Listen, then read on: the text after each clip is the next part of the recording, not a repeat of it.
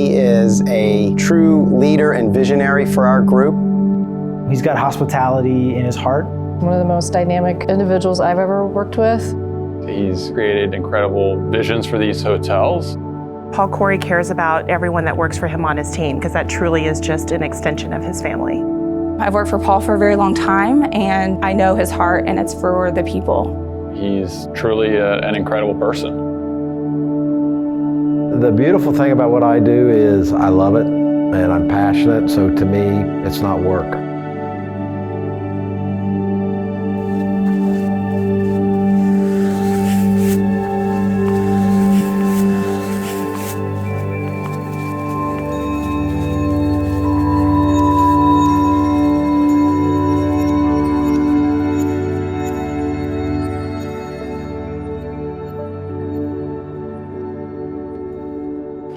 Hey Joe, this is Paul. How you doing? Hey Paul, how are you? Doing well. I'm good. So hey, sorry to bother you. I know it's your personal time and all that, but the game will wait a few minutes. On our meeting today, we were talking about the comp set for Minneapolis. Do you feel like we're looking at the right hotels? He truly is involved in every single facet of the company. Paul Corey isn't a person that, sits in a room somewhere and you just hear his name. He's someone who is actively involved in his hotels. I don't know if I realized what a big void that is. Two big sofas right here. Yeah, but Maybe. I wonder how far do those sofas go over? But the thing is this, I think that we're really outperforming our comp set more than it is, and I think our penetration's probably close to 150% versus 120, but I want to make sure we can show that data correctly. So maybe we can talk about it tomorrow. I was just thinking about that and looking at this, and I wanted you to kind of give it some thought so we can circle back around on it. I see him as family. I see him as a friend. Out of all these years, I honestly do see him like that. When I see him, I give him a hug. He does not like for me to call him Mr. Corey. He wants me to call him Paul. Paul is an incredibly giving individual. That is truly a perfect word to describe him. He's incredibly loyal and giving. He really treats us like as part of his family. It's not all business with Paul. He truly cares about the people that he's working with, and he wants them to be able to see the man behind the business card, as it were, right?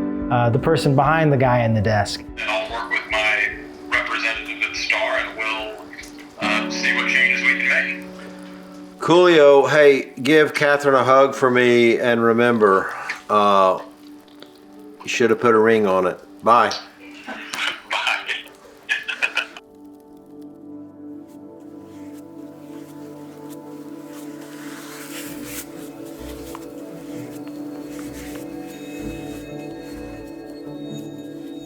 Each hotel, each deal we do, I'm very proud of, but I would say that the first one I did would have to be my proudest one.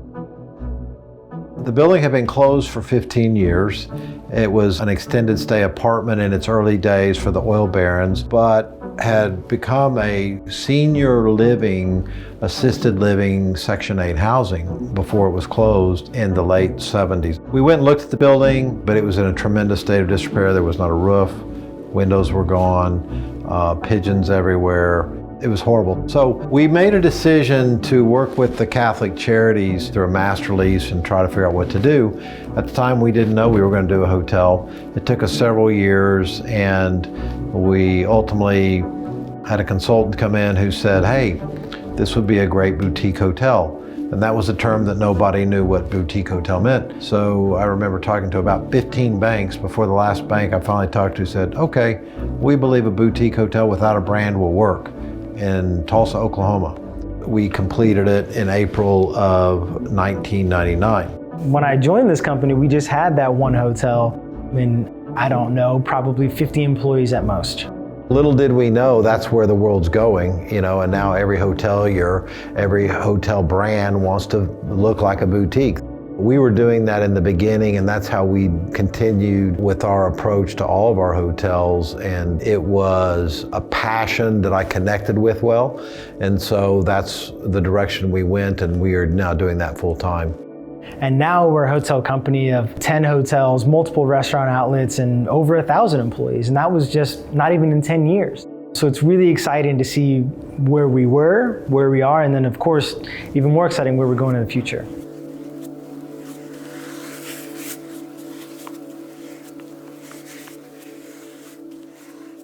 So the opening date for Grapevine is scheduled to be June of 2020. And I thought it'd be good if we could get together and kind of see situationally where we're at, and we can kind of go around the table and talk about what we have left to do. The biggest challenge I think that we're facing in the industry for me and our company is labor and human resource and people that really want to be in this business. They want to be in the service world and they want to be in a company like ours. Whether it's current properties or new properties, hiring is challenging.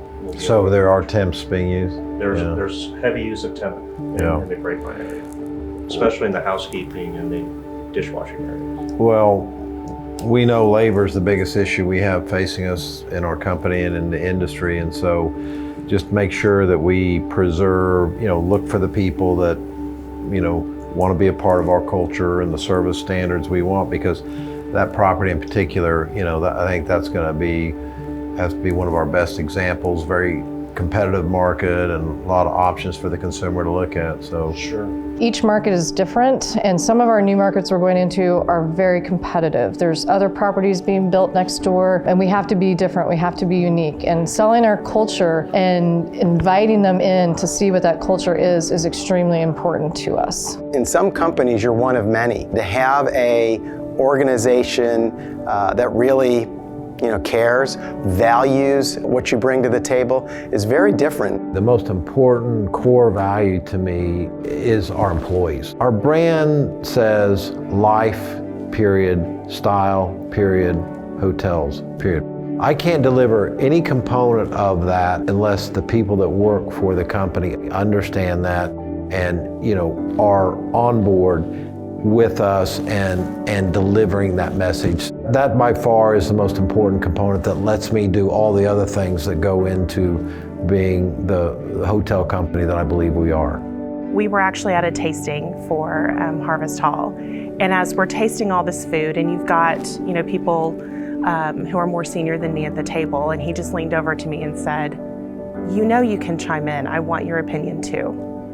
And that just reiterates who he is as a person. He hires people that he trusts, and then he wants your input. He doesn't want you to just be a yes person. He wants you to lend your heart and your mind and your thoughts to decisions. I really try to work with each person based on how I feel I'm gonna get the best out of them. Most owners, you never see them, except like a company Christmas holiday party, right? And it's truly amazing and wonderful to have that experience. And I think we're all learning and growing from him. And I think he kind of learns and grows from us too, right? And so it really is an incredible relationship and experience to have with an owner and somebody that wants to be so involved and so invested. I've been doing valet for a good 5 to 6 years. Been in and out of the downtown area, Oklahoma City. And a lot of the places definitely have not measured up to coming here and working for Paul Corey. Whenever he shows up, he likes to recognize us in our different personalities, so he definitely knows that I'm an entrepreneur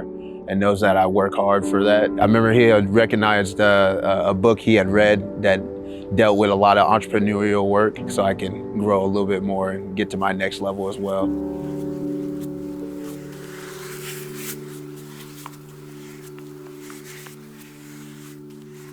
You talk about it, you live it, but to be able to see how our properties were really bustling. And we were on pace to set record this year, and we were very excited about that. We had gone down to our hotel in downtown Kansas City to watch the first night of the Big 12 basketball tournament. We were down there and people started coming into the restaurant and saying, well, they're telling people that they're gonna tomorrow that you can't go into the arena, or it's going to be limited to family members and friends, and they're not going to let people in because of the COVID pandemic. And it dawned on me the impact of what was about to happen. The shoe dropped. What COVID did overnight to our properties, just the magnitude gives me chills to think about it at this point. It was huge, and furloughing 90% of our employees, it was maybe the toughest thing I've ever gone through. If we have to let someone go for whatever reason, he wants it to be done in the very most respectful way. And I appreciate that about him and working with him the most. The More Than Conquerors tour came out of wanting to just find out a way to activate more so than just like being virtually. So with us being a hospitality company, we wanted to do something on site with our team that would bring this activation to life. When thinking about, what is it and how can he best serve our employees, it wasn't things that were necessarily tangible. It's a lot of the intangibles that, him coming to each city and being able to talk to the employees. But I think that it's always important to have some takeaways, something that they can, after that moment, look back on. We want to have a lifeline out there for them if they need it, but I can't know if everyone needs it. So this way, I think someone feels a little bit more empowered that if they need to come to us, that we're here. We wanted to get in front of you all and talk about what we're doing as a company and where we're going. If we're running a marathon, we're probably 5 miles into this race, sadly. It's a long haul. We're trying to put a model together where we can balance how many people can come back. You may be coming back part-time. You may be coming back doing things you weren't doing before. We'd love to have you back. We want you back. We'll get this hotel back to where it was and beyond. I can't fix this huge problem that we're all dealing with, but I can do my share, I can do my part, and within the realm of things I can do to listen and help our employees, that's what we would like to do.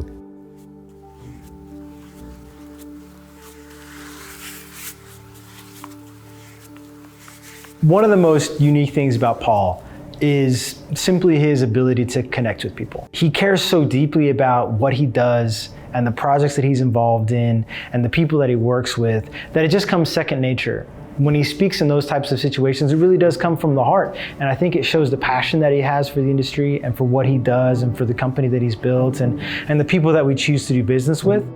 When we met Paul for the first time at a food taste for Easy Slider, to think on that level of production for a food hall can be intimidating. Meeting with Paul made that feel very comfortable and natural. For someone who's so established and has had such an amazing career, it's really exciting that he would be open to working with a relatively small business. We were just stoked to meet him. I could eat a regular size burger of all of these, but this is the fun part. It's a bunch of different flavors, all unique, doing their own thing. How are you guys? Okay. I don't mean to be desperate, but can I beg you to come? All you have to do is ask nicely. We'll be there. Wow. He really focuses on the small details and the quality of something, and it's obviously very important to him. And for me, that is a trustworthy thing, and I am willing to make that leap of faith with someone that's going to be at the other end waiting for us.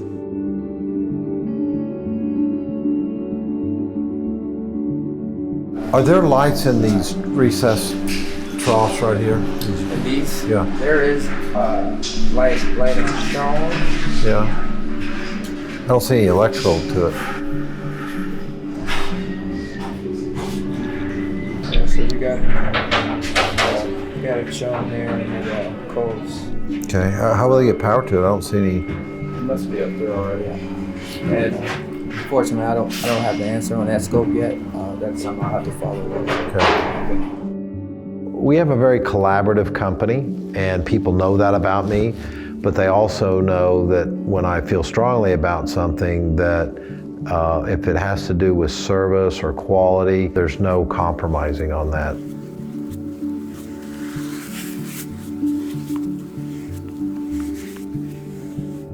I'm lucky that I have some of my family in the business and my wife's involved. It's a topic of discussion that's part of our lives all the time. I'm interested in other things I do. I enjoy sports. I enjoy working out. I enjoy playing golf. I enjoy having a glass of wine and visiting with someone or enjoying a good restaurant. But even when I'm enjoying a glass of wine, I'm thinking, would this work on our menu? Paul is always sending me pictures and emails whether it's design or wine or things that he wants to incorporate or things that he saw at other properties that he likes. And it's all about continuing to evolve not only design, but service. How can we do things different? Relationships, partnerships. He's always sort of pushing the envelope and asking those questions. So it's really inspiring to be around. Hey, Eric. This is Paul Corey. I sent you an image of some glasses that I saw when we were at a hotel this weekend. They're super cool. I think the color is good. It would work well with the color palette that we're doing at the Ambassador. Let me know what you think. Might be something we want to consider for the water service at the hotel. All right, thanks, buddy. It's really understanding what his vision is and applying it to our property and to the guest experience. Paul Corey asks the question, what else? You know, you can say this is what we're going to do, but he'll say, but what else? What more? He challenges you to think beyond what you think is possible. So we're constantly redoing our existing hotels. I mean, I'm constantly saying, you know, that lamp in the room doesn't look good anymore. We need to change that. If he's seen anything, he does not mind bringing it to anyone's attention at all. In a very nice way, though. It's always like, so, how long have we had these trash cans? I've seen some trash cans over here at the other property. We may want to look into them. A lot of typical hotels redo their product every 5, 7, 10 years.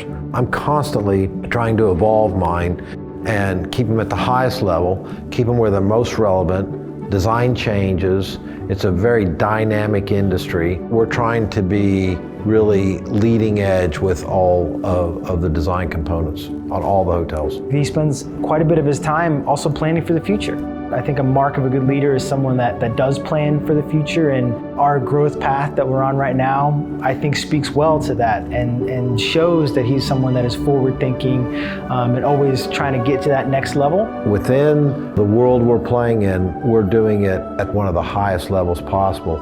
And I think that's reflected in our guests and their intent to come back, or their intent to stay with us, and the level of experience that they left with.